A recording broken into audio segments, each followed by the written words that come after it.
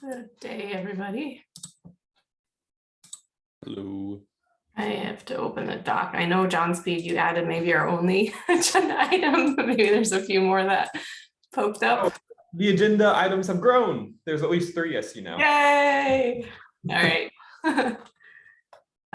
Cool. Let me pop this link in the chat.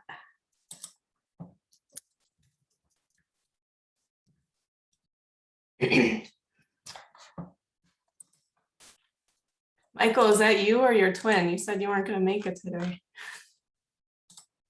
Yeah, no, my conflict got canceled. Well, happy to have you. Yeah. Yeah, if you guys don't mind, just fill your name in if you want in the attendance. All right, what's the first thing on the list here? Is it okay to move the threat model into the repo to polish? Can this be merged? Add attacker capabilities. Who is this? You, Michael? It says in my absence. Does anyone know who this is? No, that one wasn't me.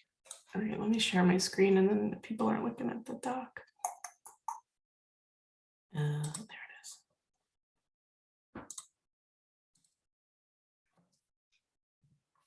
All right.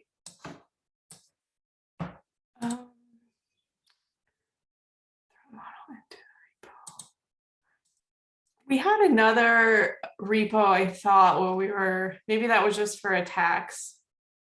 Jan,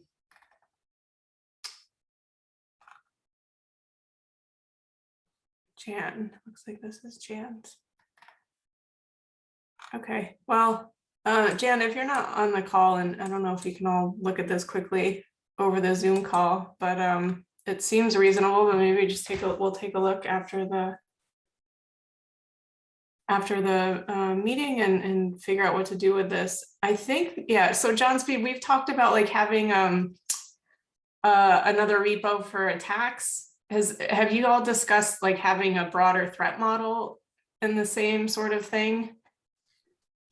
We have discussed having a threat model. Brandon and I have actually made a fair amount of progress. What we have decided on recently, I'm not sure if threat model is the exact same here, but there's a recent paper published by the lead authors named Pier Giorgio Ladisa, and he's a French, or excuse me, he's a European PhD student, and they have a pretty cool taxonomy of open source software supply chain attacks. And so we've been thinking of borrowing that as we build that data set. Brandon should feel free to jump in, but we haven't settled on that. I can drop in a link to the paper. Okay. And the Backstabbers Knife Collection, which Jack's put in, that's great. But I find, at least my argument would be, and I'm glad to discuss in depth, is that I think this other paper, and it shares one of the co-authors, actually has a broader taxonomy that includes more than just open source software malware. So Backstabbers Knife Collection is useful, but I think this other one is more useful. Okay. Any other thoughts on this? Is it a new paper? It is relatively new. I'll send it. I'll find the link and send it around. Cool. Thank you. I know we have a threat model in the Salsa project too, but I don't know how much overlap there is with this one and in the Salsa one, but I think, yeah, happy to have a more general threat model that lives somewhere. Where is probably the open question. Kim, just to add another threat model, we've built a threat model sort of from an enterprise perspective, looking at open source and vendor software. And we can publish that fairly soon. Okay. Have you thought about a good place for this to live, for yours to live, or no? Okay. Nope. Open to suggestions. Okay, cool. Or merging or any other above. Yeah. All righty. Okay, any other thoughts on that? No. Cool. Okay. John Speed, I think this next one is you then, yeah. Do you want me to open the link for you, or the form? Yeah, you can click on it. It goes to the survey, so it won't be too helpful to look at. It's best perused on your own time. But what this is I had thought it'd be interesting to do a survey that I call it salsa inspired. It is not all the salsa controls, but it is a subset of them and a couple other things. To try to understand software supply chain security practices. I know there are related surveys, but none to my knowledge that focus on a large number of the salsa controls. And I want to get a large sample, hundreds if possible. And with all due respect, not just the CNCF crowd or OpenSSF crowd. So I'm looking for feedback, constructive, even unconstructive. I'm open to it. Collaborators, if you're interested too, either in a personal capacity or professional one. I dropped my email in the jsmyers@chainguard.dev in the agenda, and then also that you can click on either the long link or the salsa inspired survey button or hyperlink goes to the survey too. Did I just delete the long link? It was in the wrong spot here. Like I said, I think it's a little tedious to go through the questions and how I worded it. It'd be a little cognitively overwhelming right now, and I don't think productive, but I'm glad to meet with anyone one-on-one, discuss it via Slack. You can find me in OpenSSF Slack or via email. So cool. What's the timing on this, or when are you hoping to send it out and close it? yeah, so nothing is written in stone. Originally, when I was thinking of doing this independently, I was hoping to send it out in mid-June. So mid-July could be fine too. I would want to avoid August. And then I'd probably try to keep it open for at least a month would be my plan. And then the ultimate idea is to collect the data, make the data public and open, and at least all parts that aren't sensitive. We might collect email addresses as a way to boost participation. We wouldn't release that. Then also write a white paper that describes the results and interpretations. Can I ask, is this meant to be an OpenSSF project or is this a ChainGuard project? I haven't intended it as a OpenSSF project to be formally sponsored. I attend these meetings occasionally and work at ChainGuard, and I'm glad to have this be a cross organization effort if others aren't interested, or at least cross person. But I don't mean this to be formally chartered by OpenSSF. But I thought this salsa, this is like a community of persons interested in salsa, so that's why I thought it was appropriate.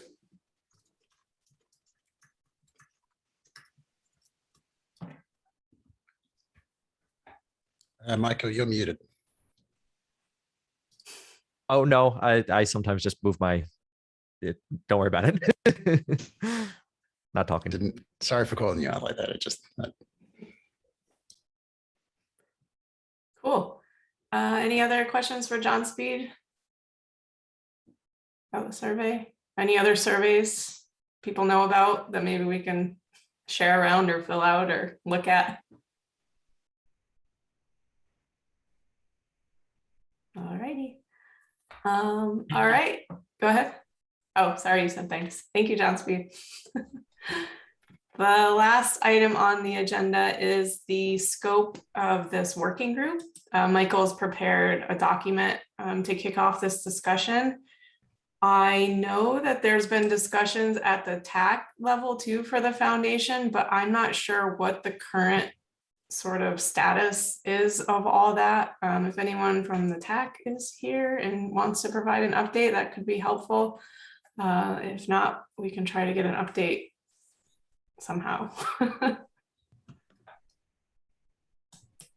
And do you want me to just keep this open, Michael? Do you want to talk I can speak for the TAC a little bit, Kim. I mean, I can tell you they don't have any answers either. I mean, Okay, I think this is, there's one of the big issues at the moment is around like project donation and purpose.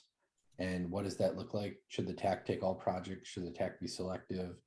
What, like, how do the working groups fit into all this? And we don't have any answers. okay. It's an ongoing discussion. Is it worth us talking about the scope of this working group? I think it is, because I think one of the goals of the TAC seems to be to very much try to delegate to the working groups, where the working groups get to determine their scope and their purpose themselves. And then it's up to the TAC to, I guess, make sure it's not causing any trouble anywhere in the industry or with other working groups or anything like that. So I think it's up to this group to figure out this group's scope and purpose. Okay. And then sort of a related topic on that, like for this survey, if we do want to make it an open SSF ever, have there been any discussions on like projects getting support, or if this is something we want open SSF to help kind of circulate? And have you heard anything about that? I have no answers for that. I mean, I think generally when that needs to happen, I just bug Brian or David. Yeah, okay. And they point me in the right direction. Okay, all right. All right, Michael, I'll let you, do you want to screen share? You want me to screen share? I got it up here. Yeah, you have it up. So, but I can talk through some of it. So yeah, one of the things that was brought up a few weeks ago, I can't remember exactly when, maybe a month ago, was, hey, there's some confusion about where supply chain integrity working group starts and ends, and especially when kind of considering OpenSSF's charter just for general sort of open source or general open source security, but just, you know, security, helping secure the tech industry in general. And so there is a lot of discussion on, you know, what are the goals of this group? What should the scope of the group be? Especially when kind of considering, you know, there's a lot of working groups underneath the OpenSSF that, depending on how you view your definition of supply chain integrity, would potentially fall under here. And so to kind of make it clear about, you know, what we might be responsible for versus what another group, or rather what is outside of our responsibility, yeah, should be, that was the point of writing up this document. And so generally there's a bunch of different bullet points there. There's already some feedback on it. You know, the stuff that I put in there generally was, you know, the working group, its goal is to help secure both internal and external supply chains. So that means helping provide individuals for their own specific project or organization things to do to secure their supply chain, right? So the code that they write, the software they write, the systems they build. And then separately, you know, how do we secure, you know, how do you sort of view external supply chain? So like your dependencies, and how do you help secure your dependencies, as well as, you know, how do you sort of view, how can you verify the security of your dependencies and those sorts of things? So that's kind of the top level there. And then underneath the scope, right, because, you know, that's a very, very broad goal, wanted to sort of constrain the scope a little bit, because there's a lot of other working groups doing great work, like, you know, securing software repos and a lot of the other ones that are doing similar sorts of things. And so what is sort of the scope of this project? And this is kind of where this kind of came in.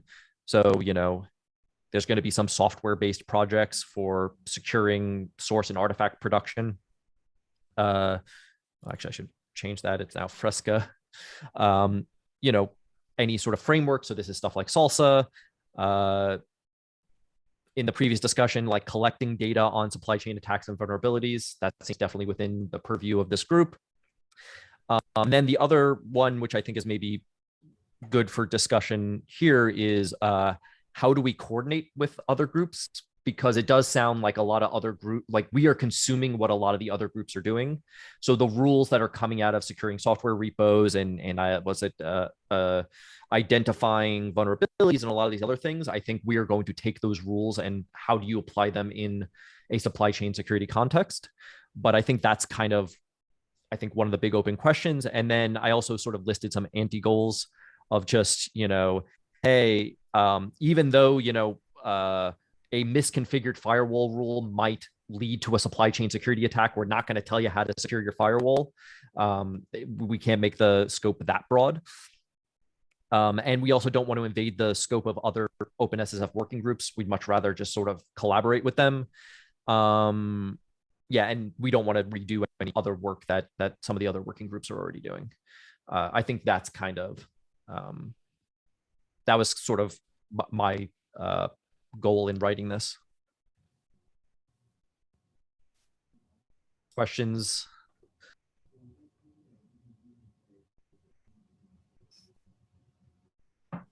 I just Is it what? Sorry. Go ahead.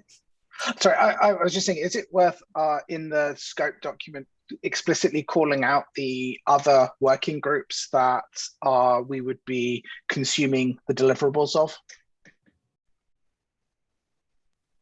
So this is where there are a lot of working groups, and every few weeks there's a new one pops up. So that's kind of where I was gonna, this is also a call to the rest of the community to say, hey, for those who are in a lot of these other working groups, where do you view that collaboration happening? Where do you view, like, what's your scope, and so on? Because I think that will help out. Jacques? Yeah. I think part of the difficulty is started with a relatively constrained mission around identity, and grew sideways from that. And also that it's a very vague and fuzzy thing to get your head around. I took a crack at this document at one point as well and really struggled to nail anything down firmly. So I think the effort that Michael has made has been really good, and Kim's comments have been really helpful from what I've seen. Don't have much more to add other than, hi, Nico, I see you there.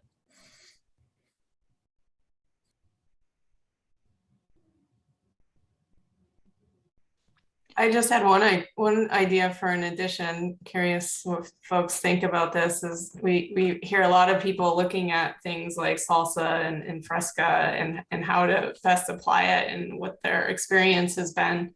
I wonder if something like kind of case studies or path to a secure supply chain integrity type thing should be in scope, so people can sort of share their learnings and where they got stuck and things like that. I think that could fit in well with what we're trying to do too.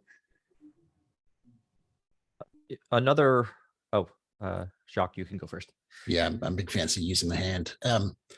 Would that start to sort of like impinge on a lot of the work that gets done in the CNCF in terms of the security working group and the supply chain working group? Like they've got quite a few like white papers. Yeah, I have no idea. Do they have like real like case studies, like a project, open source project trying to get to? That's a good question. I have been lax in keeping up with the white paper stream. It's been a very productive couple of groups. I'd also sort of place an asterisk, which is to what degree are we saying the path to supply chain integrity generally versus the path to SALSA, which is our concrete guidance on the components of security. Yeah, I mean, I like the path to SALSA since it is part of this working group, but realize that this working group may have other frameworks that live under it in the future. But path to SALSA is obviously would be a good place to start, in my opinion. I know like the Kubernetes project itself is doing some work here, but I'm not sure if there's anything that team is writing down. Whether that lives in CNCF or OpenSSF, I don't care. I'm just kind of wondering if we can help kind of support sharing more of those stories around to help other folks as they try to improve their own projects. Michael? So yeah, it's very apropos that was just brought up. So at in about 40 minutes, this is a topic of discussion at the security tag for CNCF. In particular, there's a proposal out there that I made to sort of have some of these case studies be built for some CNCF projects.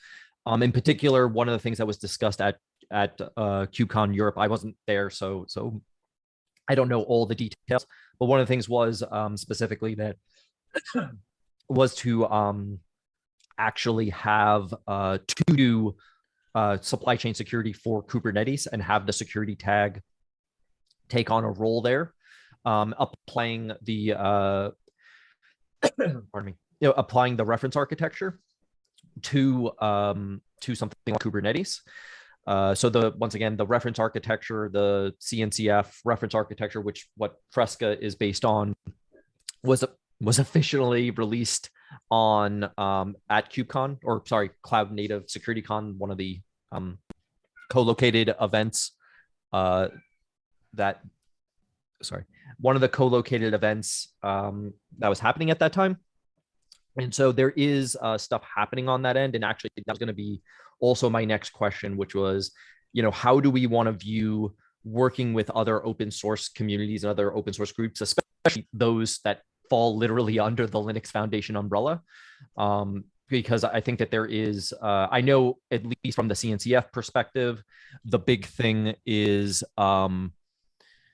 the CNCF is saying, hey, when we are looking at supply chain security, we're thinking of supply chain security purely within a cloud native context. So how it applies to stuff like Kubernetes and see other CNCF related projects, and folks who are doing cloud native things, not so much for, general supply chain security, how do you sort of do it against legacy, against, general software or something like that.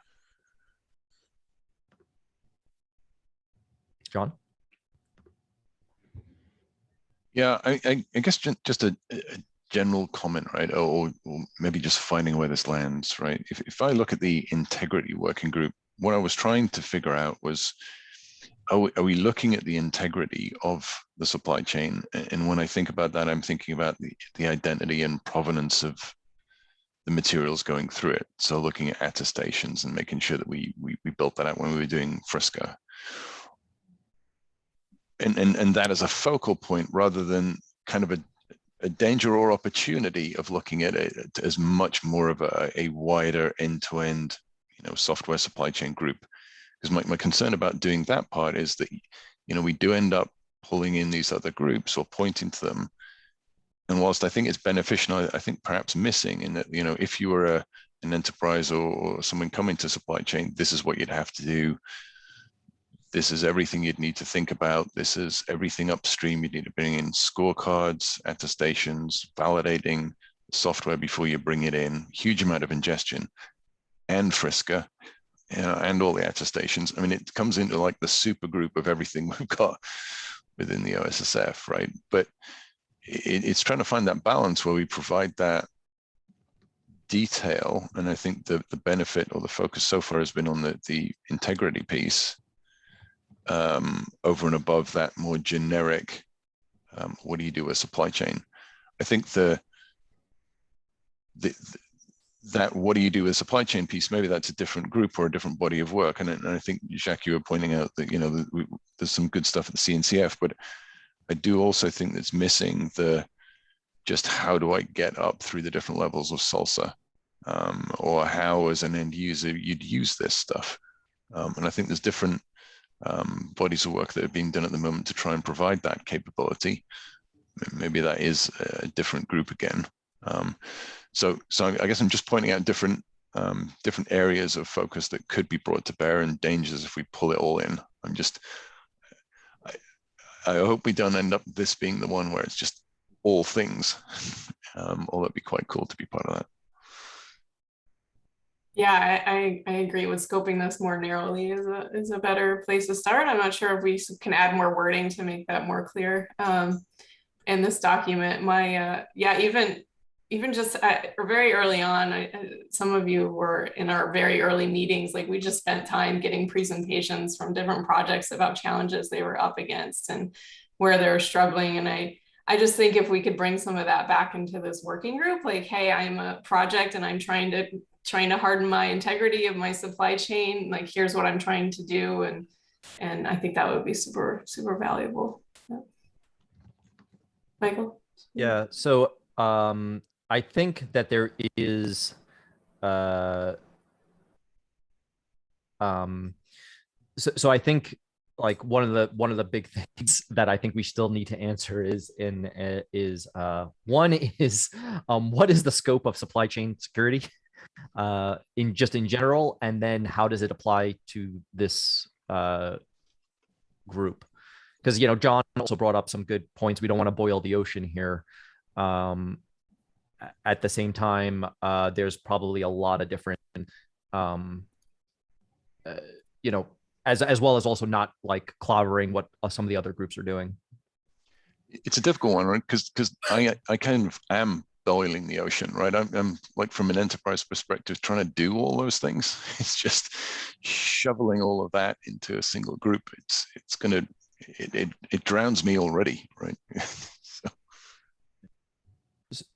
So I am still curious, like, this is kind of where we have been deferring on a lot of stuff, like, because there are so many other OpenSSF working groups, like if I just kind of look through, that are doing things that are supply chain related, but not what we're doing, right? Which is, securing critical projects, securing software repos, identifying threats, best practices for just open source dev. I think that there's one for package. Yeah, I could have sworn there was one for package managers, but I could have been. That's software repos. Oh, okay. So cool. But yeah, I think like inevitably we are consumers. Like when I think about it, and I think about, like, for example, Salsa, like some of the stuff that Salsa, Fresca, etc. are doing is they're kind of going out there and saying, great, OSSS scorecard. How do we now integrate that into what we're doing and use that as like a data point for generating, information for Salsa? How do we take, how do we take the rules for securing software repos and say, great, how should Salsa then look at that thing, right? Because now that should be what a secure repo looks like. Salsa should now have guidance around that or whatever. I think inevitably we're going to have that.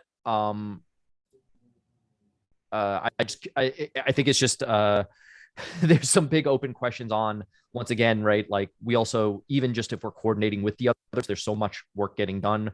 What is the prioritization around it?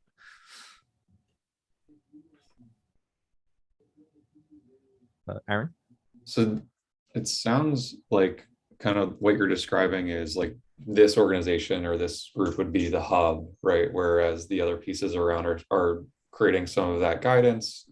I mean, maybe, right, this popped in my head, like kind of consuming that guidance and just having that as the agenda for meetings, right? And just kind of digging into each piece. I'm not sure if it'd be a priority or not, like for ranking, maybe it would. But maybe that could be some of the scope of this group. Kind of like Kim, you were even mentioning, right, how projects used to come to this group and kind of be a discussion. Maybe it's sort of like that for consuming some of those directions from other organizations.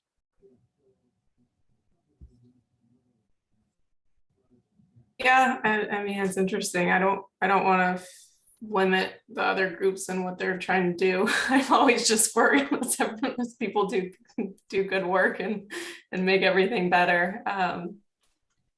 Yeah, I guess on the integrity thing, I've been trying to stick with that word as being like the focal point of this working group now, as opposed to kind of the quality of code, because we're not really looking at the quality of code in a lot of these frameworks, and leaving all of that up to the other working groups. I think that's where like the securing critical projects is No, maybe, I mean, scorecards is kind of touching on a little bit of the quality, like make sure there's a fuzzer, make sure it's being scanned, but that's kind of how I've been separating like some of the concepts in my head. But yeah, I agree. There's definitely going to be overlapping Venn diagrams and a lot of this stuff.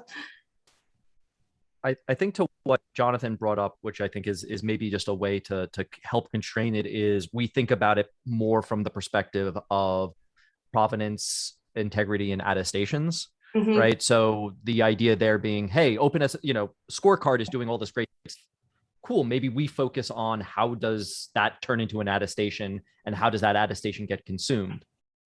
Yeah. I like that idea because it all comes down to like data that you can trust, right? That's the integrity piece. So if you have these attestations and all this data, like if you can't trust it, then you're not really any better off. And there's going to be many other like data inputs, and there are many other data inputs into the supply chain, and it'll be different depending on different people anyway. And I'm sure there's going to be multiple different working groups that are stood up to do that. But if we perhaps look at a generic capability of providing those attestations in a mechanism that you could really trust, adopt a turtle, which I decided is a phrase. I like it. Maybe that's the way that, that's how you would have that level of integrity within your supply chain. Adopt a turtle. What if folks, yeah, definitely. What do folks think about that more constraining around attestations and provenance? I got a thumbs up. I wonder if generally, I mean, it seems to me that we have working groups in OpenSSF almost, I mean, kind of artifacts at rest is the wrong term, but kind of like isolated portions of the supply chain, like kind of how we think about dependency management, which is a particular part of the life cycle, how we think about build and provenance, which is another part, how we think about release management and so on. And maybe the supply chain working group is more focused on the interaction between these things. And so there's a diagram that I just pasted in the doc. If someone who's screen sharing would scroll down to the bottom. This is kind of how I'm modeling in my head this space, and it's a very simplistic kind of crayon and scrap paper diagram.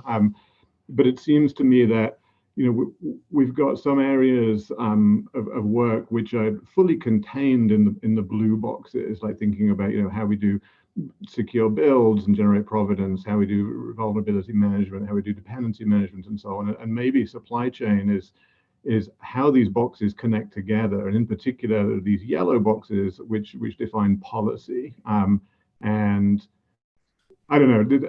I'm trying to map the discussion here to my internal mental model of this space, and it feels to me like the supply chain working group is about motion through this diagram, and the other working groups are about contained areas of this diagram, if that makes sense.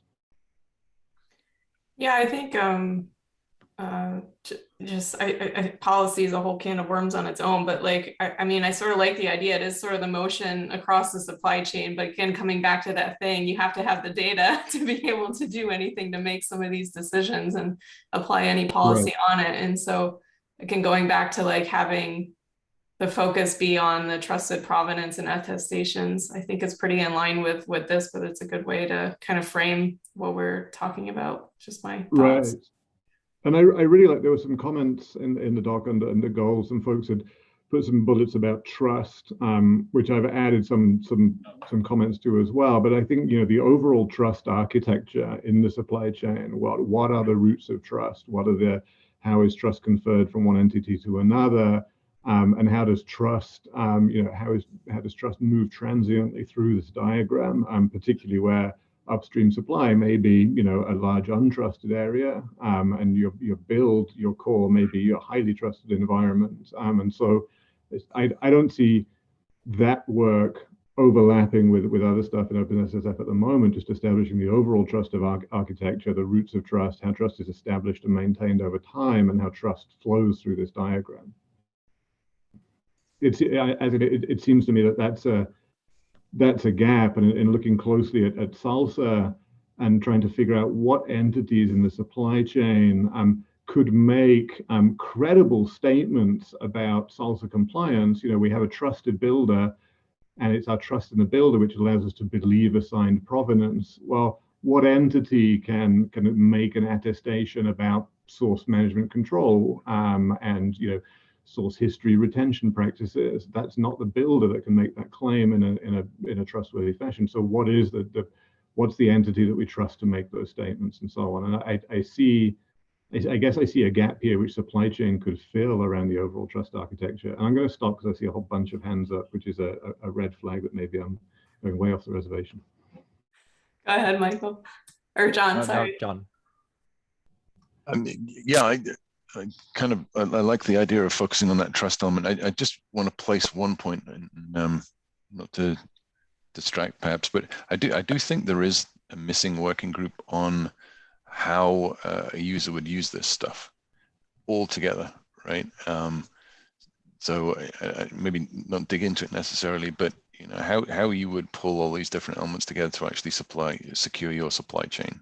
And I don't think it's this working group, but I think that focused on that end user perspective is probably the one that I think is missing. I don't think it really exists at the CNCF because it's more cloud native focused. It's more just how do you pull all these things together to actually do the right thing for your company or group or whatever. But I think with this one, I kind of agree with, sorry, I've missed your name there, but you were talking about the trust. I think that might be a good way forward. Isaac, good to meet you, John. Isaac, sorry. Thanks, Isaac. Yeah, no, I agree there. I think there's also a lot we can leverage. I just posted in chat, the CNCF had both their best practices paper and their reference architecture around some of it. Obviously, a lot of it is focused more on cloud native pieces, but a lot of it does go into specifically, how do you, who should you, well, sorry. It talks about trust and how that trust is moved around. It talks about also potentially like where you might consider rooting your trust, within your particular risk appetite and that sort of thing. So I think it might be worthwhile to, I don't know, like, I don't think, given that, there's, I think like total something like 50 pages or 60 pages between the two documents, we might not necessarily want to sort of redo all of it, but it might be worthwhile sort of writing up like addendums around like, hey, here's how you would do it, maybe just more generically or more conceptually.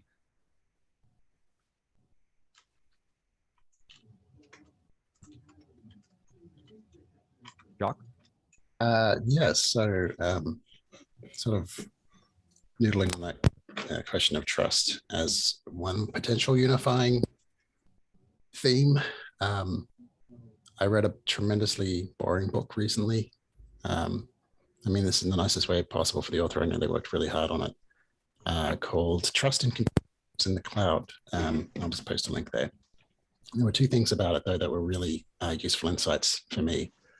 One is that trust is a property of the person who trusts. It's not a property of the system that is trusted. So it's in some sense subjective. And the other thing that was useful is that what we usually call trust is actually trustworthiness. It's claims of reasons why you should allocate your trust to a system or to a component. And in some sense, what we think about is trustworthiness, which is the availability of attestations and other evidence that some asset or process should be trusted. Does that make sense? Yeah, so it's sort of like dealing with the trustworthiness duality and with an emphasis on the mechanisms of trustworthiness. Yeah, so one thing to just add on there, yeah, that's definitely something that was talked also about in the CNCF, and that differentiation was very much made clear. Like trust is about what identities are you actually literally trusting that they're doing the right thing, and then trustworthiness is the thing of like, okay, is something fit for a particular purpose, right? Does it do all the things that I expect it to do and none of the things I don't expect it to do? And then how do I apply, rules against that to sort of then establish trust, establish trust as in, yes, I trust, that Google, if I download software from Google, it'd be safe or whatever.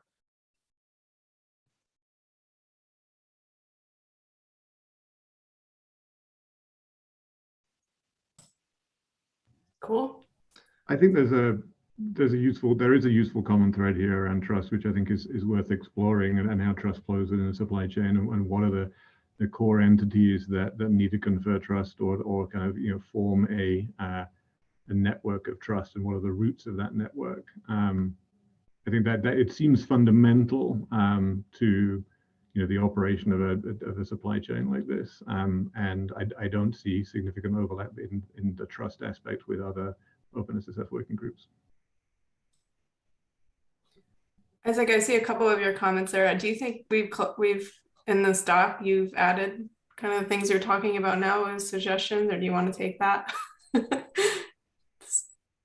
Yeah, I can. I will, after following this meeting, I'll take another look at this document and make sure I've represented what I'm saying in it. I mean, I put in the overall trust architecture bullet and other bullets which flow from that, I think, are the key ones. But yeah. Cool. Any other thoughts, questions? Just offer, this is Bob Martin from MITRE. I've been hitting the trustworthiness windmill for quite a few years, and it's a contextual concept. What is trustworthy for a heart monitor and your automobile and your PlayStation are totally different. Yeah, that's a very good point. It's very different depending on the application.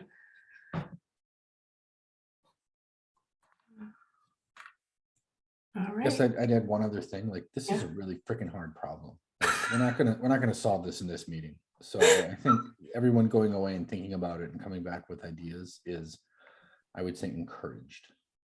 Did anyone see Michael Lieberman's supply chain graph? I don't know where you shared that. Was that this last meeting?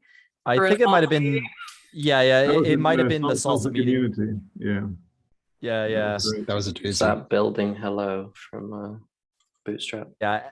You have to share it now. I haven't seen this. It was a complicated attack on GraphViz, actually. Give me 1 second. Let me just pull it up. Yeah, feel free to take over. Yeah. Just to drive Josh's point home in case people are still confused. But we've spent like 10 minutes on it. We must know the answer by now. Yeah, and just to be clear here, like this includes everything, including transitive build, in transitive build dependencies and stuff that's not actually included at runtime. But the idea here just kind of showing like when you actually think about everything, what does that mean? And this is sort of what that means. Okay. Whoops. So, just to kind of talk through this a little bit, right? So this is the Unix hello program, which just prints hello world. And what is all the things that it relies on in a full complete system, right? And just anything that ends in .drv in this context just pretty much means, hey, hello relies on the build that provides hello. And then, so the build that provides hello relies on, well, the actual output of the build. It also relies on this builder. So the output of the actual sort of build also relies on like, where do I pull in the, sorry, this is actually the source here. Where do I pull in the source, right? Well, I can pull in the source from a mirrors list. And what does the mirrors list rely on? Okay, well, the mirrors list relies on these things and so on. And then, even just to build anything, right? Once again, this is the Unix Hello World program. Well, I'm going to need HTTP libraries to have curl installed so that I can actually download the source, right? And, I also need a standard Unix environment, Linux environment with awk and some of the other stuff and gzip and so on to sort of to unpack the tarball of the source and so on and so forth. And somewhere in here, actually, that I found very interesting was if you wanted to compromise the supply chain, compromise Perl compatible regular expressions. everything relies on Perl compatible regular expression library. But so anyway, like obviously this is like a 50 meg thing. I'm not going to go through all of it here. But if folks are interested, I can send this over. And once again, this was also made using like doing sort of a build of all of this sort of stuff in the Nix universe and taking literally all the output from the Nix universe, generating salsa attestations, pushing all those salsa attestations into Recore, and then writing a tool to then go into Recore and recursively pull down all those attestations, look for what those attestations then cite, and then say, okay, great, these are the dependencies in the attestations, or this is the SBOM in the attestations that refers to these other things. See if there's attestations for those, and then recursively follow it all the way down. And somewhere down here is what the root, the bottom turtle, as far as Linux is, sorry, Where's as far the as Nix bottom is turtle? yeah. So there's pretty much two bottom turtles. One is the bootstrap tools, which is, hey, what do I rely on to just do anything, right? Just to start. And so that's where the bootstrap tools are. It's pretty much just BusyBox and some other stuff.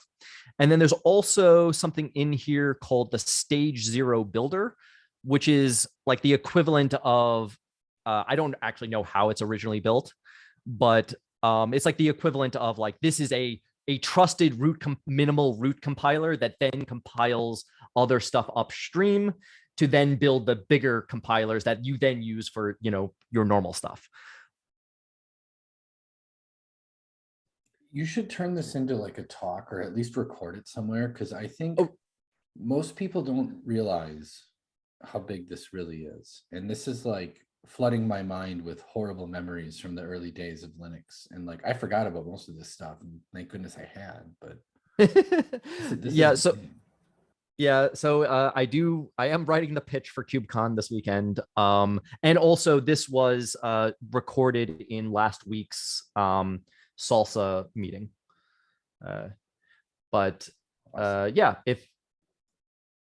If folks are also interested, just to chat over how some of this sort of stuff is set up and some of the tools I wrote to create it, down to have that chat at another time as well. And if anyone solved this all on the call, feel free to let us know how you did it. We're all ears. Trust anyone? Exactly. Awesome. All right, thanks. Transparency is a step in the right direction.